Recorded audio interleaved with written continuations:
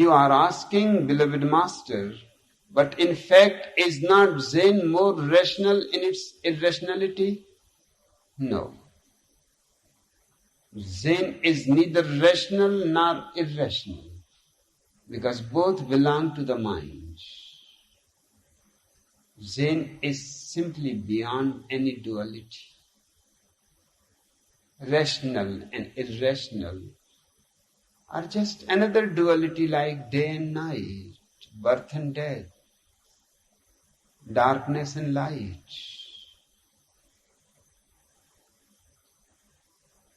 Zen is simply beyond any dual conceptions.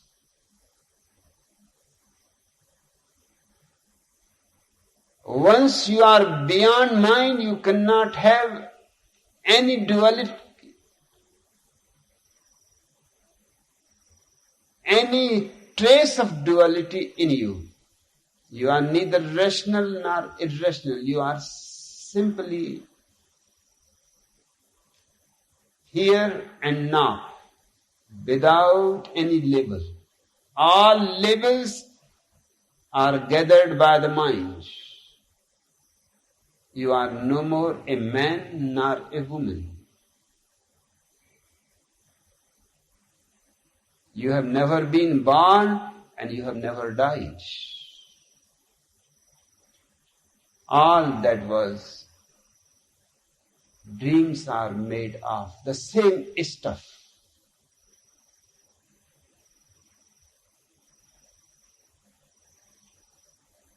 You're saying that being the acknowledgement that rationality has limits and we are after the unlimited. No, we are not after anything. The unlimited also becomes to the mind just the opposite of the limited.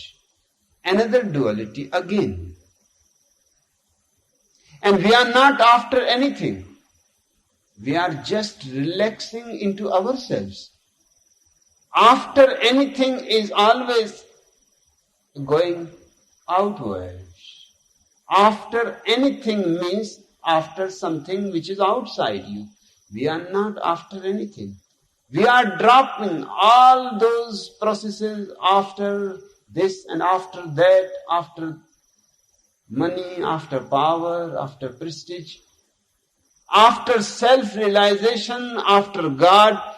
All those things are dropped. We are simply relaxing and resting into our very source.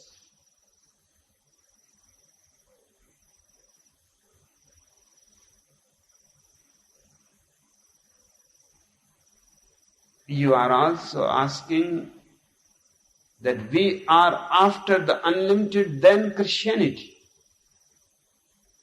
with its miracles, immaculate conception and resurrection. Christianity lives on all kinds of lies. All religions live on lies. But Christianity's lies are very apparent. Other religions have tried hard to hide their irrationalities, and sometimes you may not be able to discover where the irrationality is. For example, Jainism has no God. So the greatest lie is dissolved. And with it, many other things are dissolved. There is no question of creation. And there is no question of the last judgment day. And there is no question of prophets coming from God. And there is no question of messiahs, messengers sent by God. And there is no question of a Jesus Christ being the only begotten Son of God. When there is no God, all these things disappear automatically. So Jainism seems to be more solidly rooted. Mahavir creates no miracles. does not give eyes to the blind, does not give health to sick people, does not revive the dead again into life. So there are no miracles which can create doubt in your mind that how these things are possible. These are absolutely unscientific. So Mahavir stands on a firmer ground, and it will be very difficult to find where he is hiding his irrationality.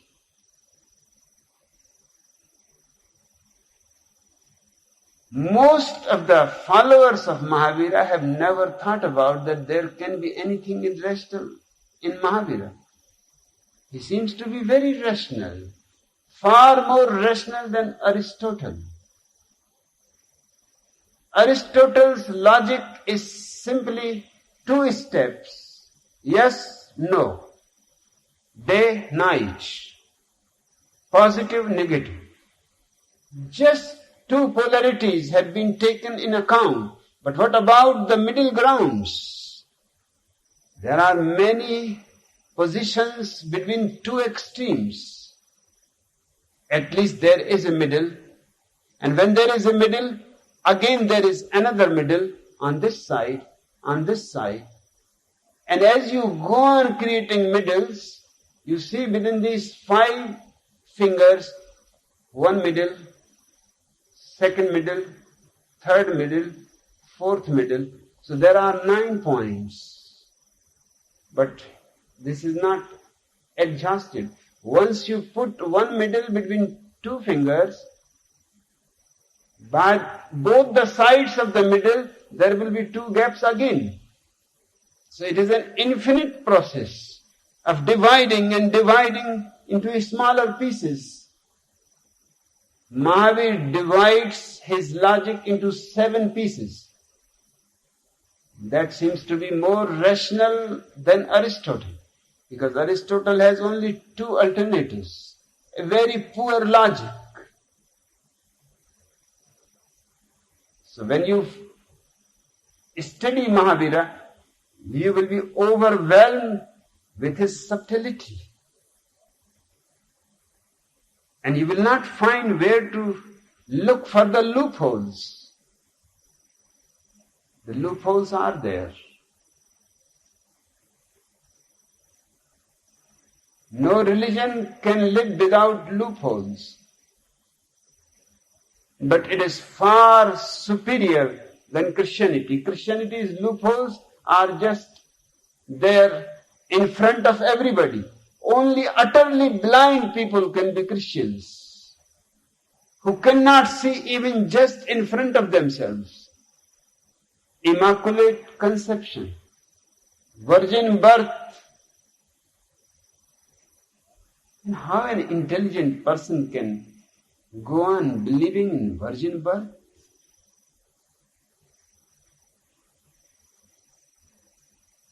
Creation of the world. And nobody asks what God has been doing before. Completely unemployed for eternity.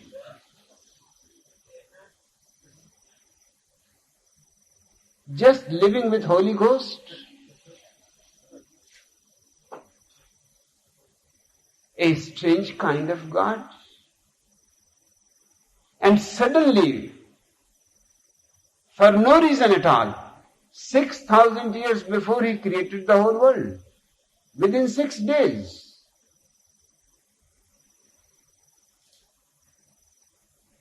do you think anybody can create this whole universe within 6 days?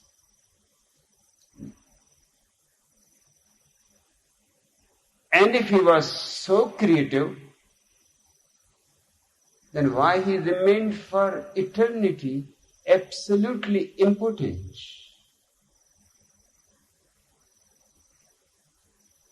And if there is a beginning to existence, there is bound to be an end. Things are very clear. Jesus Christ's miracles, walking on water, raising the dead, are apparently clear, are not scientific. Resurrection, and after resurrection, going directly alive without any vehicle, not even a horse.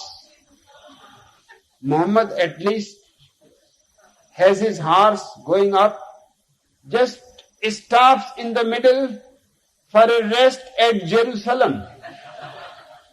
Jerusalem seems to be above the clouds, a holy city. Tired of a long journey, he rests there on a rock and then takes another jump. But at least he has the horse. Jesus has not even a horse. Goes directly, like a balloon.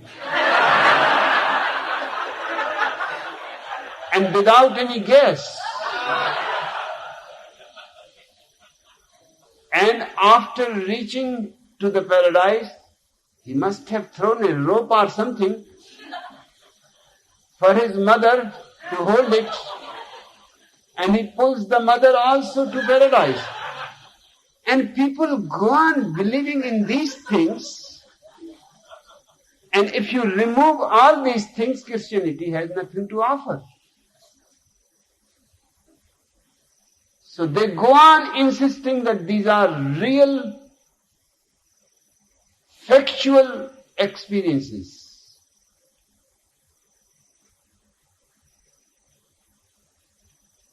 But the time has come when they cannot insist anymore.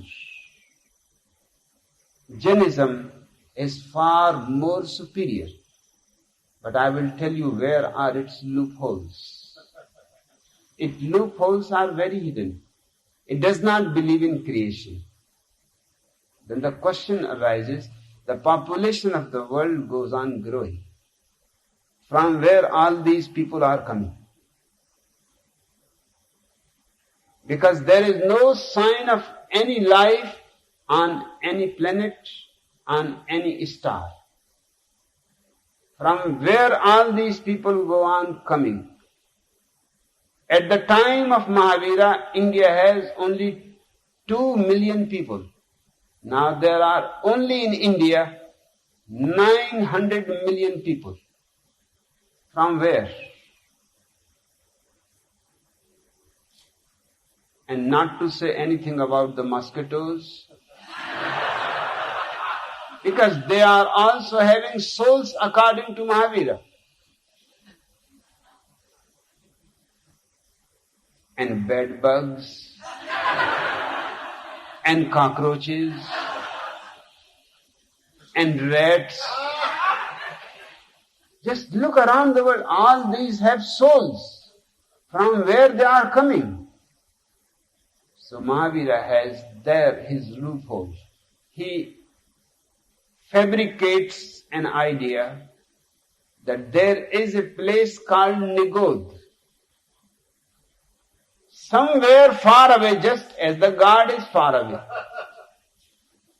And this Nigod is a place like a ice-cold freezer, where souls are frozen from eternity. Infinite souls, so it cannot be a small freezer.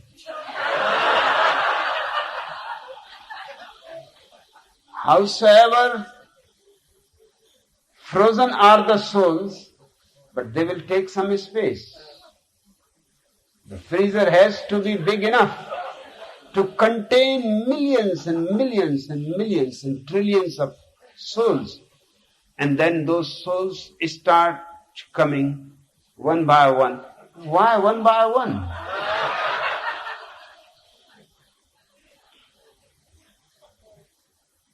This Nigod is a place absolutely imaginary, just to answer the question from where the souls are coming. Their number goes on growing. If the world is uncreated, and if the people on the earth has remained the same number, there would have been no question. But every day, People are growing. Every moment, every second, thousands of people are coming. And these are only men. What about all other animals, all other insects? They have also souls. According to Mahavira, every living being has a soul, even a tree.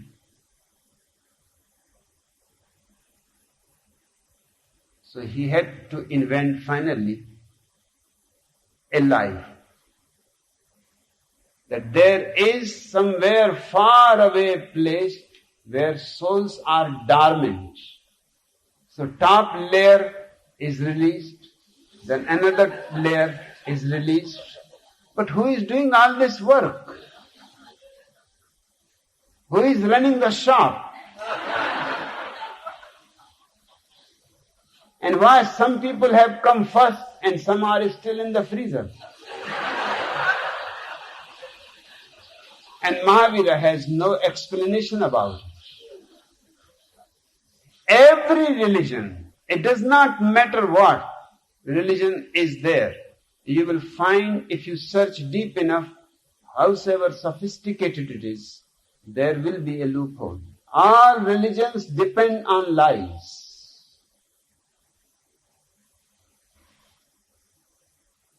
Zen is not a religion, hence it need not be dependent on lies.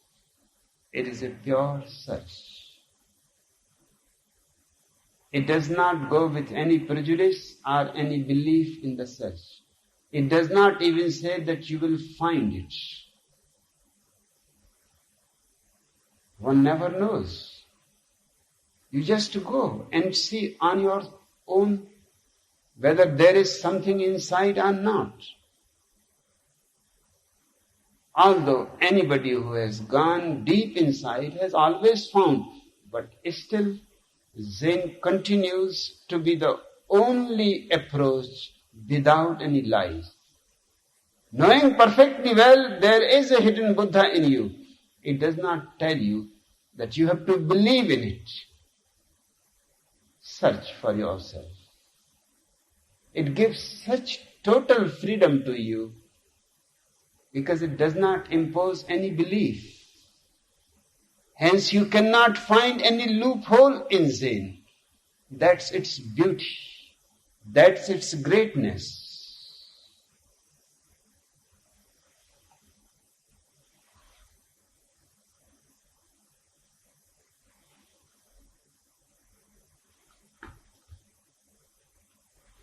The Sutra. Our beloved Master, one day, on his way to see Matazu, Tanka Tenen met an old man with a boy and asked them where they lived. The old man answered, above is the sky, below is the earth. A man of Zen, certainly. He does not answer the question, where does he live? He simply says, above is the sky, below is the earth. What is the point of living anywhere else? Everywhere the sky is above and underneath is the earth. So wherever you live between these two things, the sky and the earth. What is the point to make labels that I live here and I live there? Life exists on the earth, below the sky. The old man certainly has an insight, but Tanka Tenen cannot accept so easily.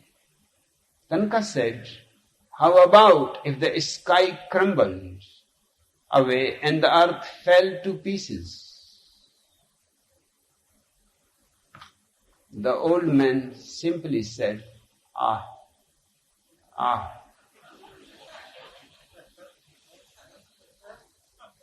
The sky crumbling and the earth falling into pieces, what to say except the last art. But he has proved himself to be really a man of Zen. He did not argue the point. He did not ask how the sky can crumble, how the earth can fall into pieces. No, Zen is not an argument. Zen is a response, is spontaneous. It does not quarrel. It simply states. He accepts what Tanka is saying, maybe. Who knows? The sky one day crumbles. The earth falls into pieces. The old man says, I. If it happens, then this will be my response. The boy drew a deep breath, and Tanka said, if there were no father, no child would be born. The old man and the child entered the mountains and were seen no more. Both proved to be very extraordinary people. The old man certainly, and even the boy. When the old man said, the boy drew a deep breath. If it is going to happen, then the last breath, the last feel of life, the last dance, one breath more. Not asking much. And when Tanka said, if there were no father, no child would be born, they did not say anything. They simply disappeared into the mountains and were seen no more. This is what I am calling freedom from oneself. The Zen Manifesto. It is a disappearance into the mountains. It is a disappearance into the ocean. It is a disappearance into the sky. But fundamentally, it is a disappearance of the self. Then you are no more seen again. That old man and that young boy both proved correct.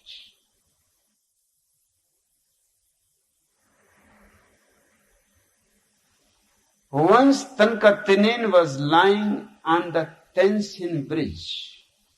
Lord Tycho, who was in charge of the bridge, came out and warned Tanka that he had better move. But Tanka did not get up. Nobody can order a man of Zen. You can kill, but you cannot order. You can murder, but you cannot command. The man of Zen does not bother about death because he knows his deathlessness. He does not care about who you are, Lord or governor or emperor. It does not matter.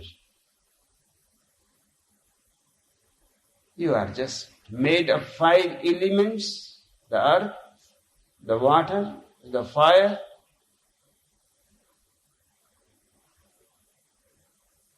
the air, the sky. You are made of 5 elements just as any beggar. Don't bother me. So Tanka did not even reply, and he is lying on the bridge, which is not a place to lie down.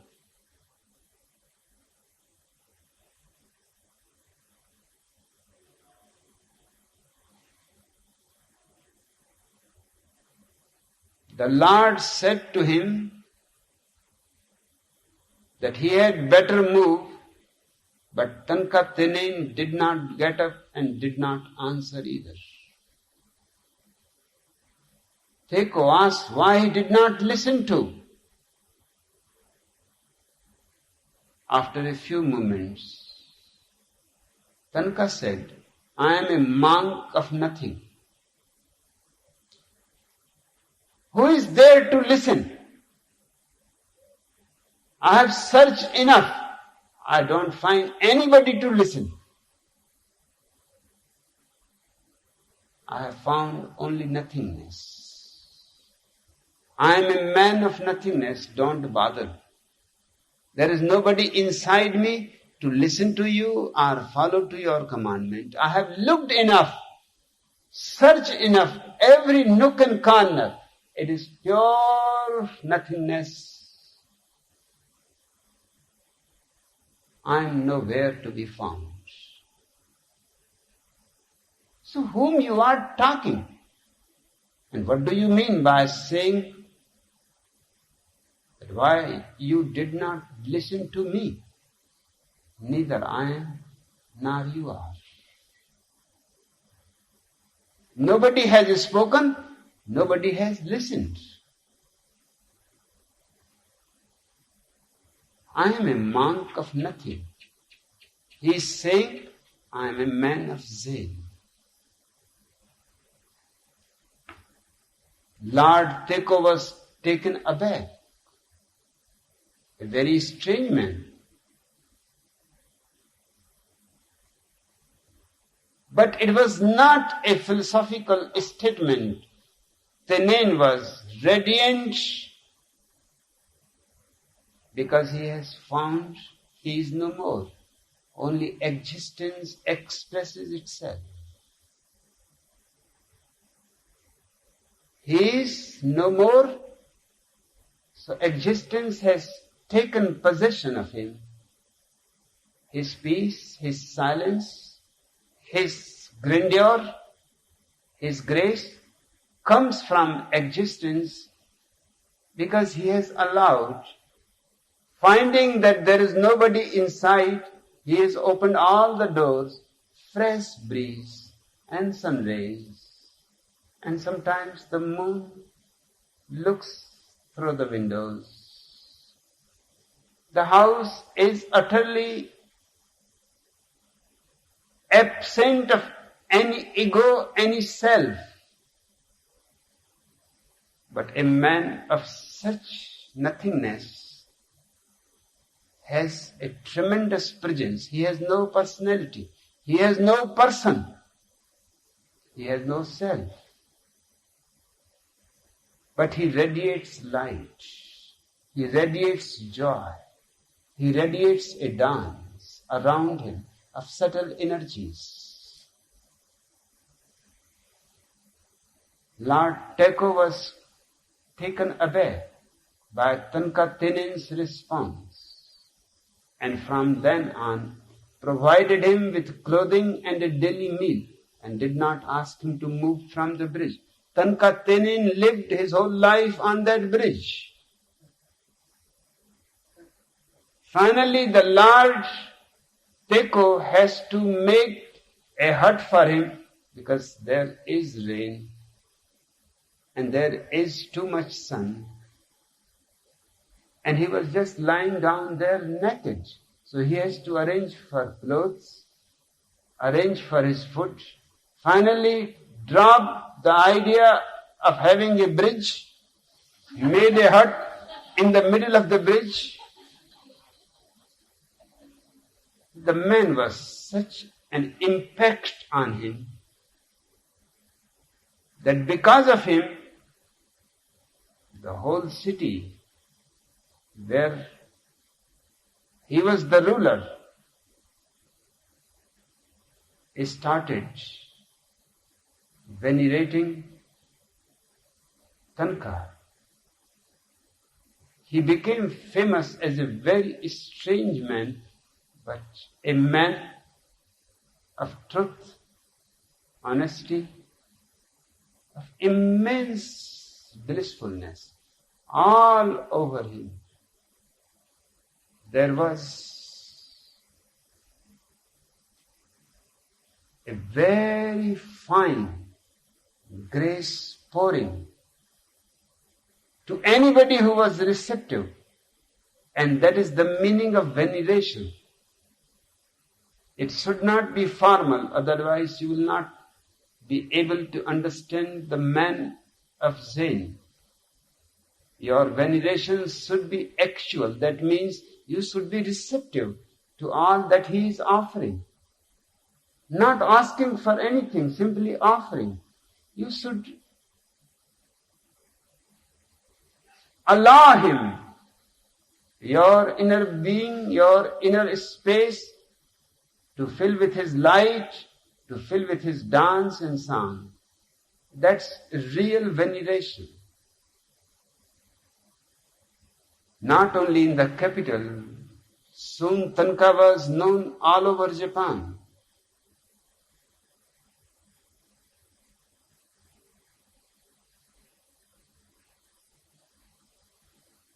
He was very natural. That's why Matazu has given him the name Tenen. In fact, he was not given him the name, but Tanka was sitting on the statue of Manjushri, who is known in the history of Buddhas to be one of the most natural beings. Seeing Tanka sitting on the statue of Manjushri, all the monks could not believe their eyes. What kind of monk he is? He is being disrespectful to one of the great Buddhas. They asked their master Matazu to come and see. One stranger is sitting on top of the statue of Manjushri. Matazu came, saw Tanka, and said, "My son, Tenen, my son is very natural." He was sitting there with such natural grace. And Tanka immediately came down from the statue and said, "This is my initiation name. Now I will be called Tanka Tenen."